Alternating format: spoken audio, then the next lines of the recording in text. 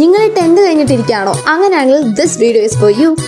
എല്ലാവരെ പോലെ എനിക്കും ഭയങ്കര കൺഫ്യൂഷൻ ആയിരുന്നു +1 ഏത് സ്ട്രീം ചൂസ് ചെയ്യണം എന്നുള്ളത്. അങ്ങനെ കുറേ ദിവസത്തെ കൺഫ്യൂഷന് ശേഷം ഞാൻ ഫൈനലി കൊമേഴ്സ് എടുത്തു. കേട്ടിട്ടില്ലേ? Accounting is an art of recording, classifying, summarising, analysing and interpreting financial transaction in systematic manor.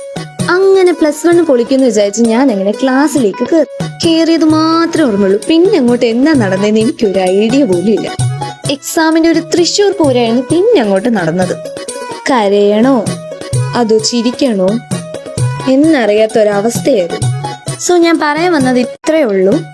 നമ്മുടെ ഇൻട്രസ്റ്റ് അനുസരിച്ച് നമ്മൾ ഒരു സ്ട്രീം ചൂസ് ചെയ്യാന്നുള്ളത് വളരെ അത്യാവശ്യമായിട്ടുള്ള ഒരു കാര്യമാണ്. നമ്മുടെ ഇൻട്രസ്റ്റോടെ നമ്മളൊരു സ്ട്രീം ചൂസ് ചെയ്താൽ മാത്രമേ നമുക്ക് നല്ല ഇൻട്രസ്റ്റോടെ പഠിക്കാൻ പറ്റത്തുള്ളൂ. പിന്നെ ഒരു കാര്യം എനിക്ക് പറയാനുള്ളത്, ഒരു സ്ട്രീം ഭയങ്കര എളുപ്പം, ഒരു സ്ട്രീം ഭയങ്കര ടഫ്, അങ്ങനൊന്നുമില്ല. എല്ലാ സ്ട്രീമിനും അതിൻ്റെതായിട്ടുള്ള ടഫ്നെസ് ഉണ്ട്. സോ ഗൈസ്, നിങ്ങളുടെ ഇൻട്രസ്റ്റ് അനുസരിച്ച് കറക്റ്റ് ആയിട്ടുള്ള ഒരു സ്ട്രീം ചൂസ് ചെയ്യുക.